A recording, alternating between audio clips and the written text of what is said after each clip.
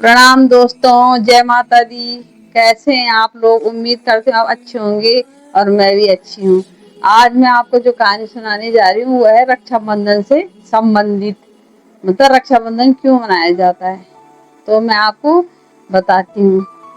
तो एक बार क्या हुआ कि जो राजा बलि थे जो वो क्या थे, भक्त प्रहलाद के पौत्र थे। पौत्र मतलब नाती थे। तो वो बहुत महान थे। जैसे राजा वो थे कौन, प्रहलाद थे, वैसे वो भी बहुत महान थे। उनकी दूर दूर तक बहुत ख्याति थी और वो भगवान के भक्त थे हैं। लेकिन उनके अंदर अहंकार था कि मतलब मेरे बराबर दानी कोई नहीं है, क्योंकि वो दान पुण्य बहुत करते थे और उनकी दान की जो कथाएं थी वो दूर दूर तक फैली हुई थी। और उनको मतलब उनके यहाँ दान मांगने के लिए लोग दूर दूर से आते थे। और भगवान क्या है, भगवान के वो विष्णु भगवान के वो बहुत बड़े भक्त थे और भगवान की उनके ऊपर बहुत कृपा थी। तो उनको एक बार क्या हुआ कि उन्होंने बहुत बड़े यज्ञ का आयोजन करवाया।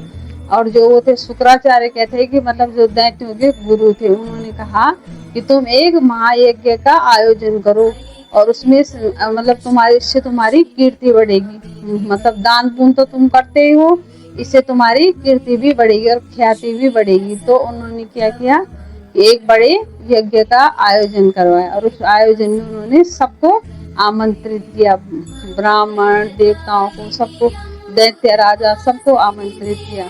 तो वो आ गया वो यज्ञ में। उसके बाद क्या हुआ कि भगवान को किसी ने ये सूचना दी कि मतलब बलि राजा जो है प्रहलाद के पुत्र हैं और वो तो बहुत महान है, लेकिन जो उनकी ख्याति दूर दूर तक है। लेकिन वो क्या है, मतलब उन्हें अपने अंदर क्या है कि घमंड है कि मैं बहुत बड़ा दानी हूँ। तो भगवान ने क्या किया कि उनके घमंड को मतलब चूर करने के लिए उन्होंने क्या किया कि एक वो 52 अवतार के रूप में वहां गए। मतलब भगवान क्या 52 इंच के बन के गए वहां और गए वहां। तो बलि से उन्होंने कहा कि भिक्षाम देवी, तो भिक्षाम देवी, तो वो क्या अंदर आ गए। और फिर बलि ने सुना तो वो अंदर आ गए। और भगवान क्या हो, शुक्राचार्य उनको देख करके आश्चर्यचकित हो गए। उन्होंने कहा कि मैंने 52 इंच का मतलब ऐसा पंडित कभी नहीं देखा। लेकिन उन्होंने अपनी दिव्य दृष्टि से ध्यान लिया था कि भगवान विष्णु हैं और ये जरूर बलि साथ छल कर रहे हैं। लेकिन बलि को यकीन नहीं हुआ। उन्होंने कहा कि ब्राह्मण देवता आपको क्या चाहिए, आप मांगो। तो उन्होंने कहा कि मेरे को ज्यादा कुछ नहीं चाहिए, मुझे थोड़ा बहुत ही दान चाहिए। तो उन्होंने कहा बलि ने कि तुम्हें क्या चाहिए, मतलब जमीन चाहिए, ये सोना चाहिए, चांदी चाहिए, हीरे रत्न, मतलब मेरे पास सब कुछ है जो आप मांगो वो। तो उन्होंने कहा कि मैं एक ब्राह्मण हूँ, मुझे कुछ नहीं चाहिए, मुझे सिर्फ क्या चाहिए, 3 पग भूमि चाहिए, 3 पग भूमि चाहिए। उन्होंने कहा बस इतना सही, कुछ और मांग लीजिए। उन्होंने कहा कि मुझे कुछ नहीं चाहिए। लेकिन बलि ने बार बार आग्रह किया कुछ और मांग लीजिए। लेकिन भगवान ने कहा कि मुझे कुछ नहीं चाहिए, मुझे 3 पग ही भूमि चाहिए। और शुक्राचार्य को क्या है कि पता चल गया था ये क्या है, विष्णु भगवान है। तो उन्होंने क्या कहा कि उन्होंने कहा कि मत करो बलि, तुम इनकी बातों में मत आओ, ये तुम्हारे साथ अच्छा। बलि ने कहा कि मेरी जो दान की ख्याति है दूर दूर तक है, अब चाहे कुछ भी हो जाए लेकिन मैं अपने दान से पीछे नहीं हटूंगा। तो अब क्या हुआ कि बलि आए और वो संकल्प करने लगे। शुक्राचार्य क्या, और जैसे जल का लोटा मतलब हाथ में डालने लगे तो शुक्राचार्य गए और जल का जो मार्ग था ना लोटे का, जो उसके अंदर बैठ गए, मक्खी का रूप बना करके मतलब उसके अंदर बैठ गए। और जैसे ही गंगा जल उनके हाथ में डालने लगे पंडित जी, वैसे ही क्या हुआ कि जल बाहर ही नहीं आए। उन्होंने कहा कि मतलब ये संकल्प अधूरा ही रह जाए, पूरा न हो। तो उनके मतलब मक्खी के रूप में उसके अंदर बैठ गए। लेकिन भगवान को पता था, भगवान ने कहा कि रुक जाओ, मैं भी मतलब यहाँ इस कूड़े को निकाल लेता हूँ जल के मुख से। तो क्या उन्होंने क्या कि एक छोटी सी सीख निकाली और अंदर डाल दिया और वो मक्खी वहां से क्या निकल गई। तो वो क्या थे, वो तो शुक्राचार्य थे। उसी दिन से शुक्राचार्य के अंधे हो गए, क्योंकि भगवान ने क्या कहते कि सीख मतलब जो तिनका था उनके आंख में लगा दिया था। उसके बाद क्या हुआ कि बलि ने क्या संकल्प किया, राजा बलि ने और संकल्प पूरा हो गया। तो भगवान ने क्या किया कि एक पग तो 3 पग भूमि नापनी शुरू कर दी। तो एक तो उन्होंने क्या किया, पृथ्वी लोक पे रखा, दूसरा आकाश में रखा, और तीसरे पग के लिए उनके लिए जगह ही नहीं हुई। उन्होंने बोला बलि से कि अब मैं क्या करूं, मैं तीसरा पग अपना कहाँ रखूं।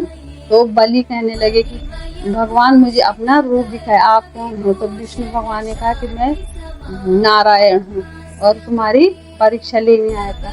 तो बलि ने कहा कि मैं अपने वचन से तो पीछे नहीं हट सकता। तो बलि ने क्या किया कि अपना सर आगे कर लिया और कहा कि मेरे सर मतलब ये वो जो मेरे सर पे रख अपना पैर।